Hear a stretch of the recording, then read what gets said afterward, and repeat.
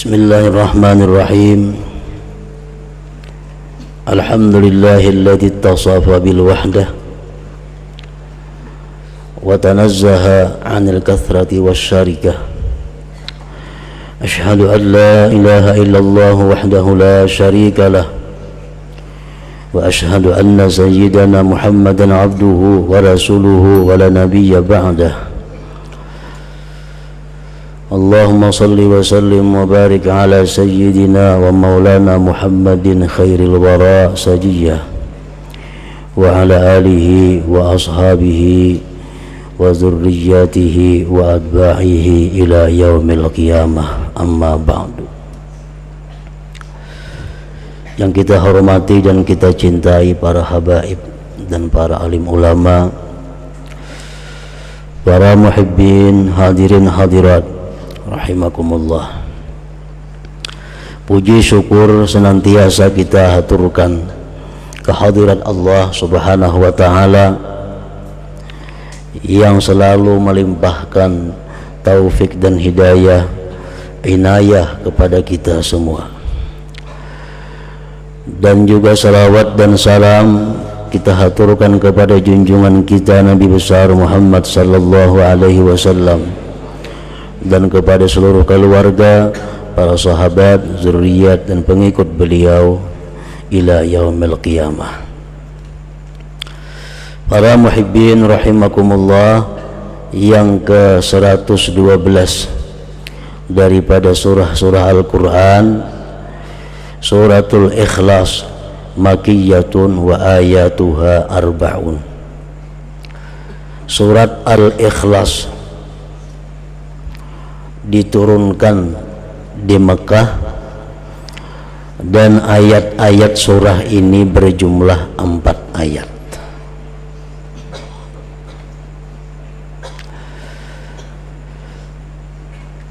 Dinamakan surat ini surat Al-Ikhlas karena orang yang mencintai membaca surat ini akan dapat ikhlas beribadah kepada Allah Subhanahu wa taala. Dan lagi bukan hanya Al-Ikhlas nama surah ini, para ulama mengatakan bahwa surat ini sampai mempunyai 20 nama. Yang demikian menunjukkan kemuliaan dan kelebihan surah ini. Antara lain disebut pula surah ini dengan suratul wilayah, surah wilayah, artinya surah kewalian. Kenapa demikian? Karena barang siapa mencintai ini surah dan mengekali membacanya sara waliyan lillah, dia akan menjadi salah seorang walinya Allah Subhanahu wa ta'ala. Disebut pula surat ini suratul ma'rifah karena orang yang memahami surat ini dan mencintai serta memperbanyak membacanya, dia akan diberi Allah ma'rifat kepadanya. Macam-macam nama surat ini yang menunjukkan kelebihannya. Nah, para muhibbin rahimakumullah, sangatlah banyak hadis-hadis dari Rasulullah sallallahu alaihi wasallam yang menggemarkan kita untuk membaca surat ini.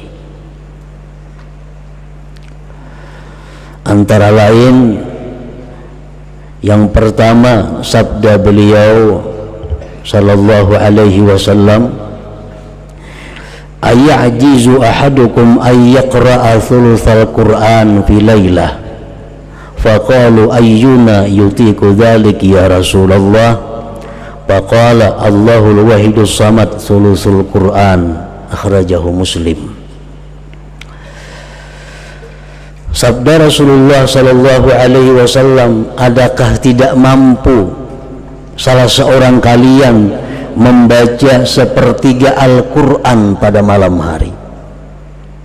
Ujar Nabi, mampulah ikam wahai sahabatku membaca sepertiga Al-Quran di malam hari.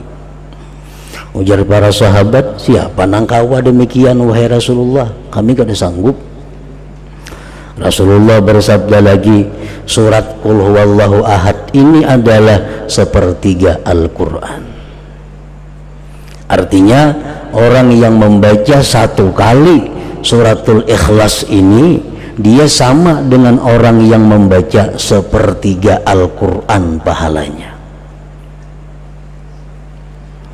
Dalam arti pahala pokok. Ya, pahala tuh kayak gajian juga, ada gajian pokok, ada gajian tunjangan, macam-macam. Nah, jadi pahala pokok sama, cuma pahala bonusnya kadada. Kan setiap huruf Al-Quran 10 kebajikan, 2 huruf 20. Nah, kalau kita membaca sepertiga Al-Quran, berapa huruf? Itu bonusnya.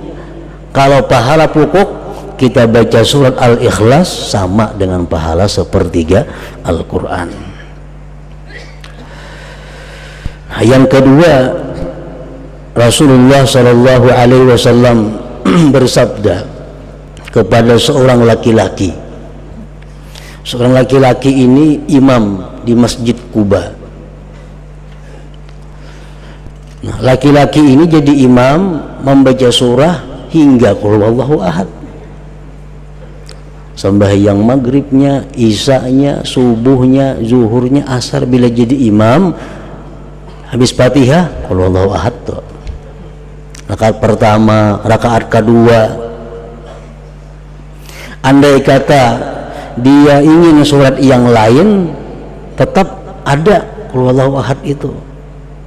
Habis itu kena sambung surat yang lain. Pokoknya setiap kali inya sembahyang mesti dibacanya suratul Ikhlas ini.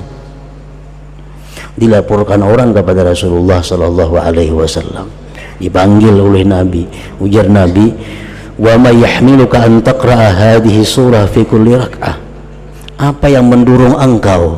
Apa yang mendorong engkau membaca surat ini tiap-tiap rakaat? Faqala ya Rasulullah inni uhibbuha. Wahai Rasul, ulun katuju lawan itu surah, ulun suka. Faqala Rasulullah sallallahu alaihi wasallam, inna hubbaha adkhalakal jannah, bahwa kecintaan engkau kepada surah Qul huwallahu ahad itu memasukkan engkau ke dalam surga. Rawahu Tirmidzi.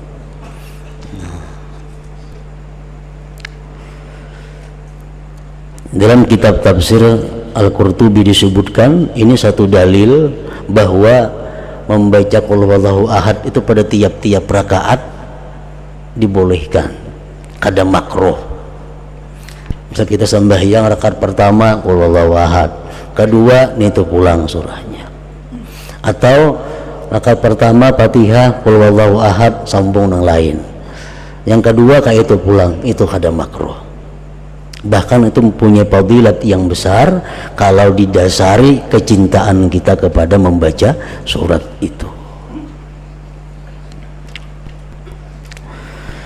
Yang ketiga, Rasulullah Sallallahu Alaihi Wasallam bersabda, man qara'a Qul huwallahu ahad fi maradihi alladhi yamutu fihi lam yuftan fi qabrih wa amina min dagtatil qabr wa hamalathu al malaikatu bi akuffiha hatta tujizahu min as-sirat ila al-jannah. Rawahu Abu Nuaim. Siapa, ujar Nabi kita, yang membaca Qul huwallahu ahad pada waktu dia sakit garing, yang mana dia mati pada garing itu. Ini garing ini, bacanya Qul huwallahu ahad sekali, garing aja berbulan-bulan, mati akhirnya. Nah, dia tidak akan difitnah di dalam kubur, artinya bisa menjawab munkar nakir, aman daripada himpitan kubur, aman daripada himpitan kubur, dan malaikat akan membawa dia melalui sirat sampai masuk ke dalam surga.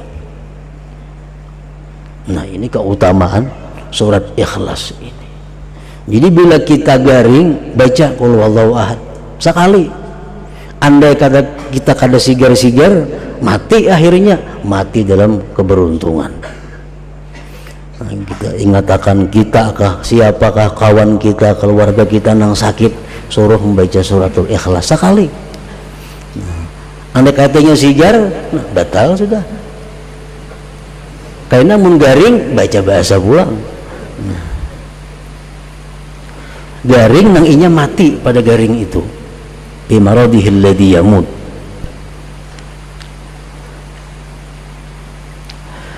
Yang keempat, Rasulullah SAW bersabda setelah beliau didatangi seorang laki-laki yang mengeluhkan kepada Rasulullah tentang kesempitan hidup, kefakiran. Ulunnya wahai Rasulullah, hidup ini fakir, rezeki sempit. Nah, apa Rasulullah menjawab? Ujar Nabi, idza dakhalta baitak fasallim in kana fihi ahad wa in lam yakun fihi ahad fasallim ala nafsik wa qra qul huwallahu ahad marratan wahidah. Bila engkau masuk rumah, ujar Nabi, di rumah itu ada orang, baca assalamualaikum sekali, assalamualaikum, sambung lawan qul huwallahu ahad. Kalau di rumah itu kalau ada orangnya, kita masuk rumah kita, assalamualaikum wa ala ibadillahi sholihin, sambung qul huwallahu ahad sekali. Nah, baca itu ya Nabi lawan laki-laki tadi. Bapak ala rajul, maka si rajul tadi, laki-laki tadi mengamalkan petunjuk Nabi tadi. Masuk ke rumah, bila ada orangnya assalamualaikum, bacanya suratul Ikhlas. Bila ada orang assalamualaikum wa ala ibadillahi sholihin, bacanya suratul Ikhlas sekali. Fa'adarrallahu alaihi rizqa hatta afadha ala jirani. Allah melimpahkan rezeki kepada laki-laki tadi sampai dia bisa memberi kepada tetangga-tetangganya. Jadi suratul Ikhlas mempunyai manfaat, faidah baik dunia maupun akhirat.